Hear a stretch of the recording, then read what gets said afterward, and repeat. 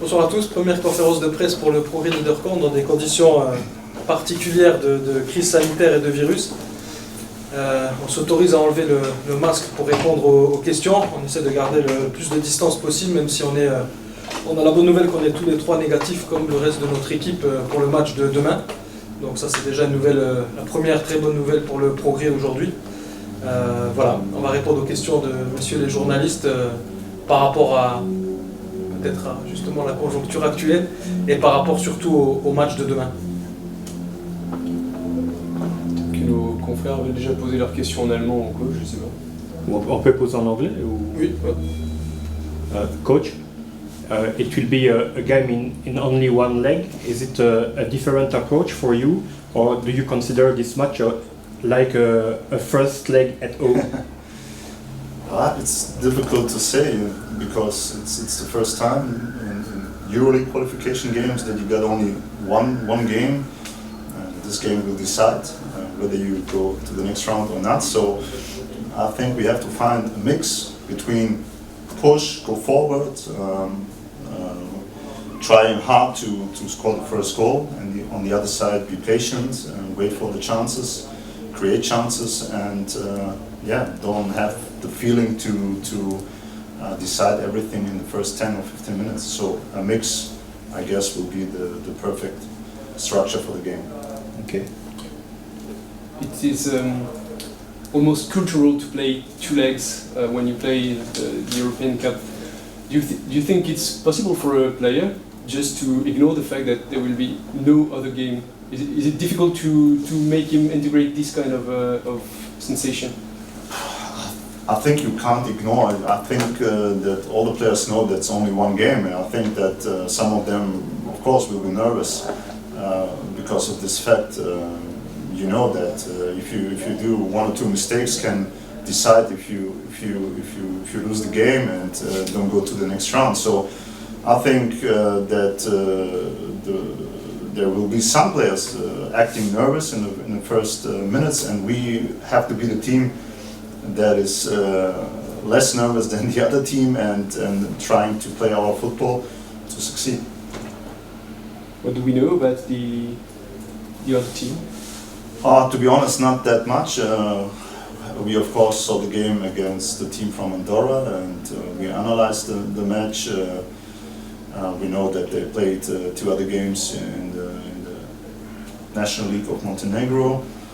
That they didn't start very well, and they lost one game and played one game as a draw. And we try to analyze the structure of the team, but it's difficult to tell after one game, you know. So I just showed my team the first 20-25 minutes of the game in Andorra, so they get the feeling how the opponent behave on the field, how the free kicks and corners look like, or what is their target player in the offensive, and natural things, things that in my point of view are always there in their game. So is that not that much, but on the other side it's maybe better that we can't analyze 3 or 4 games of the opponent, so we maybe take care or more care about our game. You just said it's impossible to analyze the structure of the opponent. What about yours? You couldn't play against Racing. Is it a lack in your thinking? Of course, I would like to start the season. Of course, we would have liked to play against Racing, but at the end, I'm happy that we did not play because of the coronavirus and the positive tests of the opponent. So there are 2 possibilities. You play against Racing, you win, you have a good feeling, you have the knowledge that you started well in the season. On the other side, if you lose a game against Racing, so you have a bad feeling and think maybe too much, and you are not good. In a good shape and not well prepared for the game against Zeta. So it's difficult to say. At the end, it's like it is. We didn't play, but we trained very well last week, and I'm sure that we will find our way tomorrow in the game, and that we will dominate this game like we always try to do, and that we play a good game, and in the end I hope that we will win and go to the next round, of course. Progrès passed around every year since 3 or 4 years. Is it kind of, does it begin to be a kind of pressure, or just your... Yeah, it's not really pressure. I think that you have pressure in every game you play. If it's BGL League, if it's EuroLeague qualifications, if it's a cup game, we always put ourselves into pressure because we want to win every game. So it's going to be the same pressure like every game. For me, it's not that big pressure. We played in Glasgow in front of 50,000 people, so we have to get the nerves to play here at home against Zeta and try to win this game. So at the end, pressure is always in football, and it's going to be pressure tomorrow as well. Je posais la question en amont. Sind Sie Ihr Team eine kleine Favoritenrolle? Schwierig auch zu sagen. Der Vorteil beim Gegner ist einfach, sie haben 3 Spiele gemacht. In der Liga 2, 1 in der Vorqualifikation, sind eine Runde weiter. Das heißt, es gibt denen auch etwas Selbstvertrauen natürlich. Sie haben ihre Abläufe schon vielleicht etwas klarer, als wir es haben, so dass ich denke, dass die Chancen so, ich denke 60-40 vielleicht bei uns liegen, weil das Spiel auch hier in Luxemburg stattfindet. Aber der Gegner ist trotzdem gefährlich und hat seine Qualitäten, und wir müssen morgen natürlich 100% abrufen, um eine Runde weiterzukommen. Wo sind Sie die Stärken vom Gegner? Die haben eine junge Mannschaft, also vielleicht eher Schnelligkeit, physisch. Ich denke, dass der Gegner 2 sehr schnelle, gute Flügel hat, dass sie einen sehr großen Spieler im Sturmzentrum haben, der wirklich sehr stark in der Luft ist, der die Bälle gut ablegt. Ich denke, dass das die 3 Zielspieler sind. Sie sind gegen den Ball gut organisiert, verteidigen zusammen gut, versuchen die Gegner auch frühzeitig mal anzulaufen. Das, was wir jetzt in dem einen Spiel gegen den Gegner aus Andorra gesehen haben. Auch da sind sie strukturiert, und natürlich ist das eine Mannschaft aus dem ehemaligen Jugoslawien. Das bedeutet, dass da sehr viel Temperament auf dem Platz ist, dass es auch eine Mannschaft ist, die auch mal wehtun kann, ja, wo es dann auch mal knallen kann.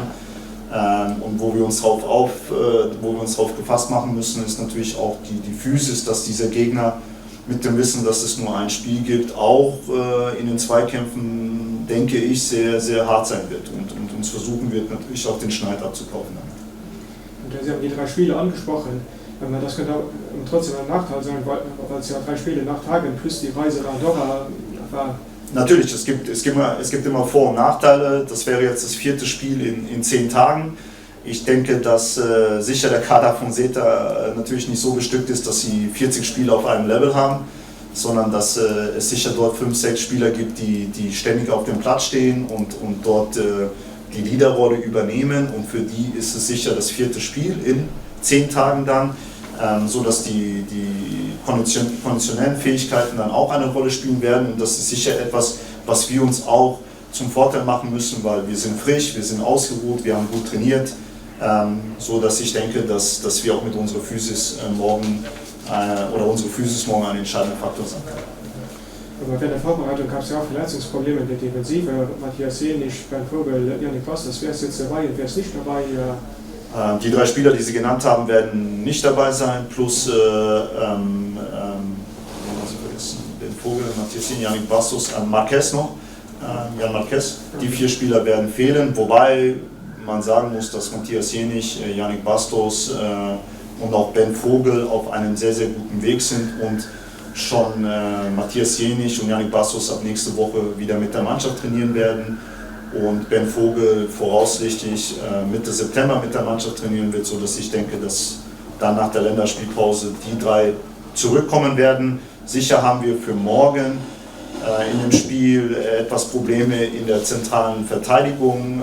Da müssen wir etwas umstrukturieren, weil Adri Ferrino war auch etwas angeschlagen und Lamin Ba ist relativ neu dazugekommen, der diese Position spielen kann. Wir werden das dann heute Morgen entscheiden, wer von den beiden diese Position neben Aldin einnehmen wird. Aber ansonsten haben wir alle Spieler zur Verfügung und können ja, im Grunde genommen mit einer, ich denke, fast Stammelf morgen auch auflaufen. Is Adrien Ferrino fit? Or? Ja. Also er hatte eine muskuläre Verletzung, hat aber jetzt sie ausgestanden, hat auch mit der Mannschaft trainiert, aber hat natürlich so etwas fehlenden Rhythmus. Okay. Yanish, Vogel, Bastos, it could be okay for a second round? Yeah, I hope so. Yeni started yesterday to train with the team, so it's some kind of luck that we have this national team break, so he will be back after the break. Yannick Bastos too, and then Vogel will start, I think middle of September as well with the team, so those 3 players will be back in September. Of course, they will need some time to find their place again in the team, but at the end it's only Jan Marquez that will miss most of the season, and we will be mostly complete then in September. Who will be your goalkeeper? Sepp Klaus will play tomorrow. Do you imagine a rotation with the championship, or? Not really a rotation, but this time we have 2 goalkeepers at one level, mostly at one level. And I talked with both, and I said that we're not going to change every game or every 2 games, but we will change sometimes. And we have a cup as well where we can change, and so that we need to use the quality of both. And that's what we wanted, that we have 2 goalkeepers at one level, and that is the reason why we will use both of them.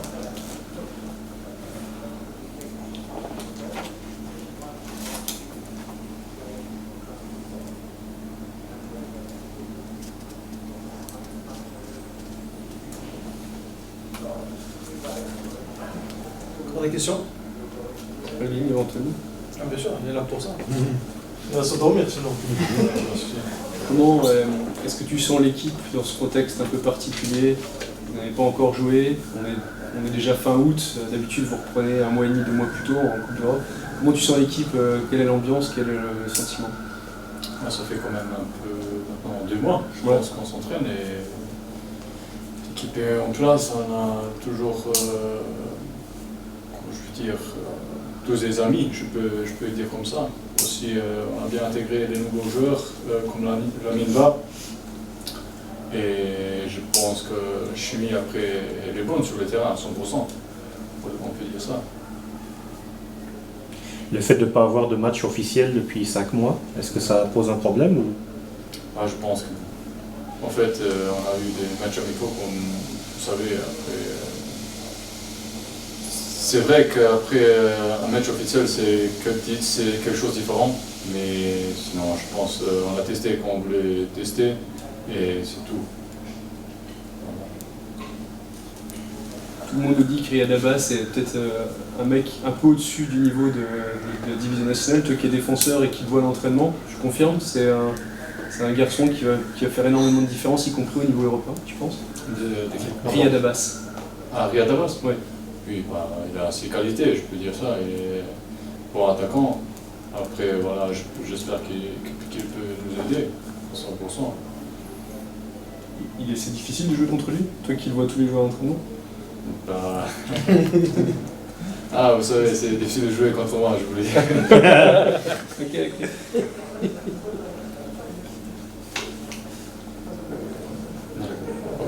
Deutsch oder Französisch? Das war ich schon. Okay, das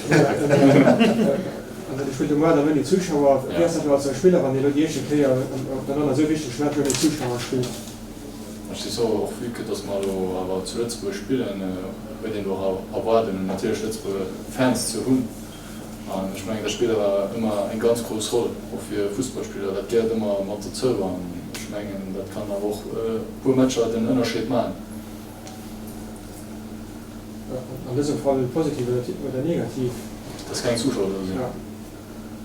Weil so haben wir schon in gewissen Zeit, wo nicht Zuschauer gespielt, richtig negativ wird das noch nicht sehen. Ich meine, wenn man das ein bisschen mehr langfristig gesehen, wird das negativ auf alle Fälle sein. Ja.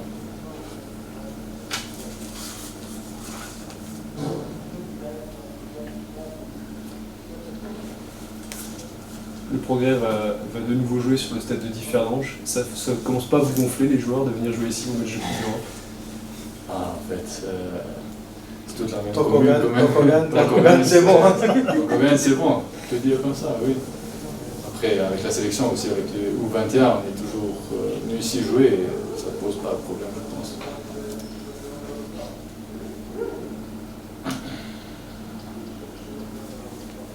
Au niveau des contrôles Covid de Zeta, en fait ils ont fait un contrôle 72 heures avant le match au Monténégro et ils en ont repassé un ici aujourd'hui, c'est ça? Ouais, ils étaient obligés d'en repasser un aujourd'hui ici, donc ils l'ont fait à 16h.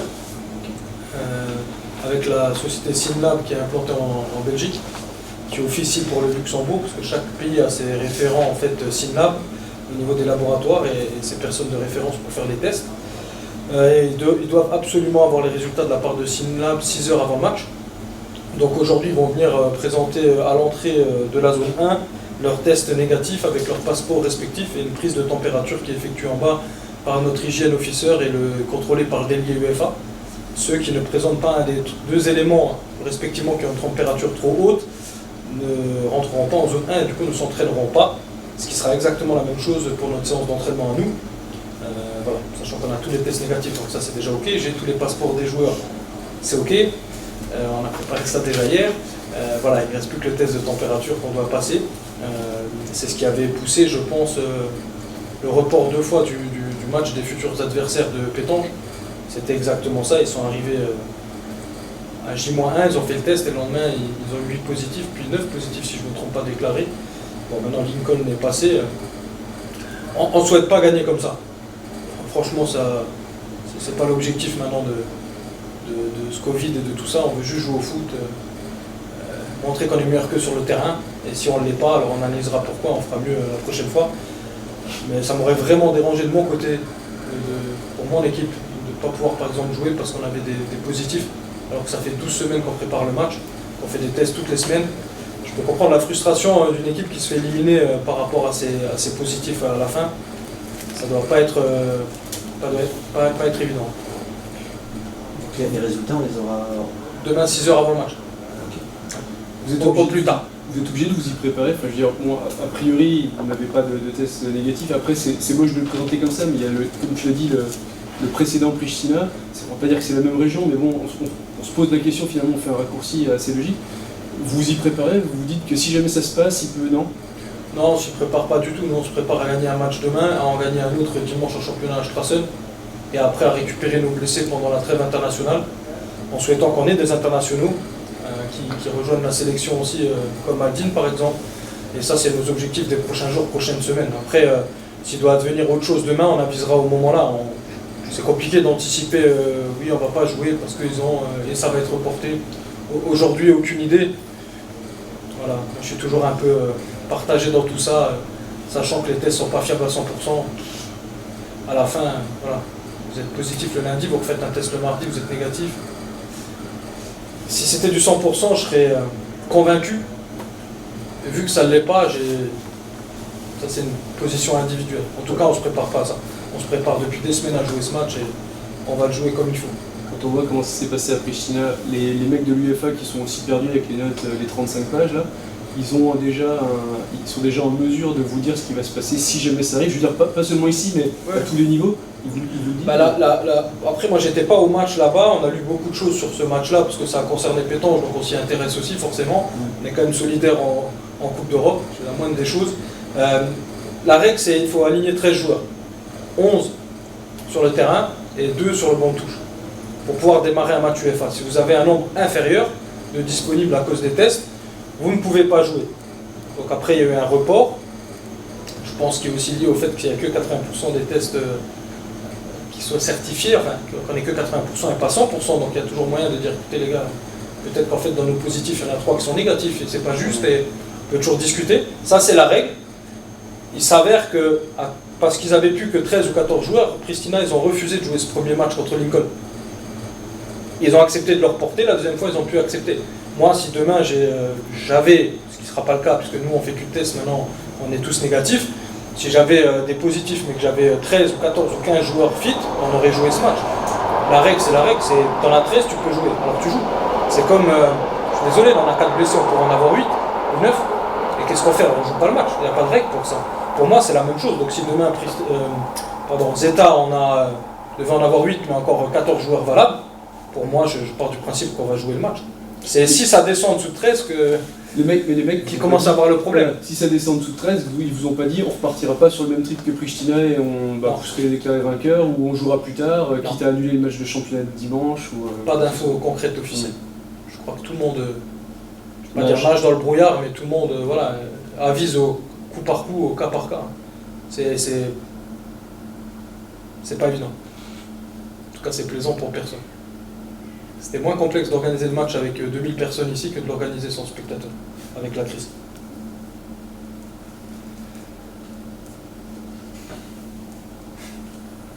On était content d'avoir joué les dernières années et de se dire maintenant on est prêt à jouer l'Europe, on peut même aider ceux qui démarrent en Europe, les autres clubs, ce qu'on a fait. En fait, compte, avec la crise, on est retombé dans un système où il a fallu être... c'était de nouveau comme si on était revenu 7 ans en arrière pratiquement.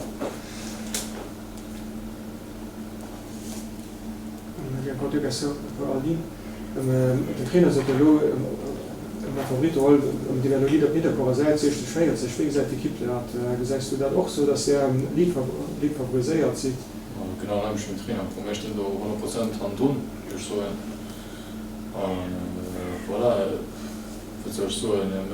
soviel vum Gegner gesinn kennen aber alles Qualitäten schmenge dat da bringen an so spielen wie man können und Mentalität stimmt, dann sind wir also erheben so Chancen für zu gewonnen. Das ist 100%.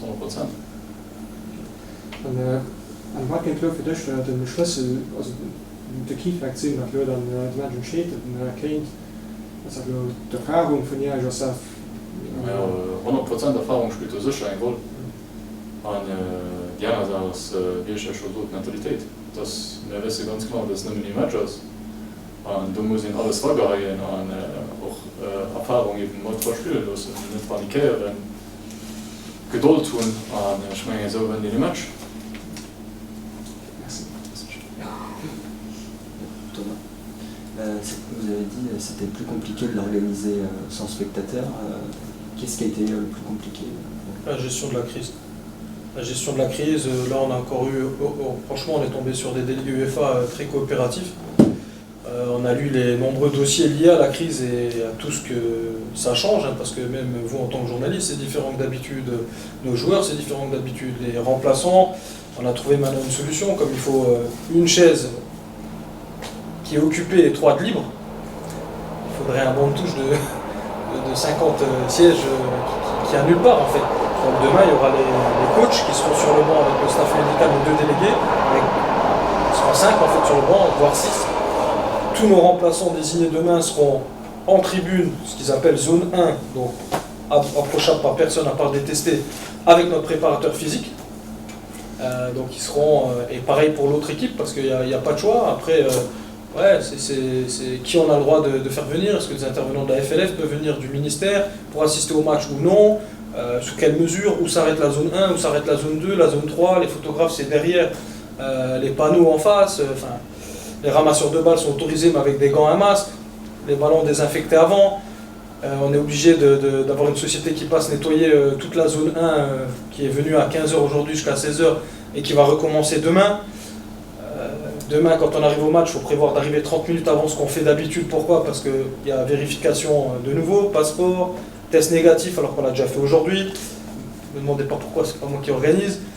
Test de température, donc en fin de compte il vous faut une bonne demi-heure avant que toute l'équipe et le staff soient rentrés dans les vestiaires. Voilà, c'est à tous les niveaux là. Finalement on a organisé nous un public viewing, un live stream par nos propres moyens, ce qui nous demande encore de l'énergie. En fait on organise sur 2 sites, un match à huis clos d'un côté, un public viewing à Niederkamp de l'autre, avec de nouveau les règles sanitaires, seulement 300 personnes, tout le monde assis, masqué, de la sécurité. Enfin voilà, il y a des parties qu'on s'enlève parce qu'il n'y a pas de spectateurs, il y a moins de sécurité autre, et il y en a d'autres qu'on se rajoute et qu'on, je vais dire, qu'on maîtrise pas en fait au départ. Donc on doit tout relire, tout reprendre, et on a même encore des questions. Demain, comment on vous donne à boire à vous journalistes, à notre président qui sera aussi en tribune et autres, on n'a pas le droit d'ouvrir de grillades, de buvettes. Ok, maintenant j'ai mes réponses, on vous prépare une bouteille d'eau sur le siège où vous allez être, etc. C'est des petites questions peut-être qui peuvent paraître anodines, mais dans une organisation, 1 plus 1 plus 1, à la fin, ça fait beaucoup. Hein. Et voilà. Sur le live stream payant, j'aimerais toucher juste un mot, si vous me le permettez. Pourquoi on le fait comme ça? Parce qu'il y a un partage des bénéfices avec l'adversaire. Comme c'est sûr qu'un match, toutes les équipes qui se déplacent reçoivent tous les bénéfices des droits télé, si le match est diffusé à l'international, internationaux. Le pays qui accueille, l'équipe qui accueille, ne reçoit que les droits dans son pays. C'est-à-dire, nous, on aurait eu, pour résumer, si RTL était venu filmer le match, l'argent qui rentre de RTL, ça aurait été pour nous. Tout l'argent qui serait rentré, je ne sais pas, quand on a joué les Rangers ou autre, par une télé internationale, on n'aurait eu pas un centime. Ce que je comprends tout à fait, parce que l'adversaire, sur le montant qu'il touche, c'est le même que nous, ils ont un rajout de 40 000 €, ils doivent venir en charter, ils ont l'hôtel, les bus, ils ont tout ce qui va avec. Donc à la fin, en termes de finances, pour réguler un peu, l'UEFA a pensé à cette idée-là. Donc nous, demain, on n'avait de toute façon pas d'autre choix que de faire un live stream payant. Ça, c'était fixé dès le départ.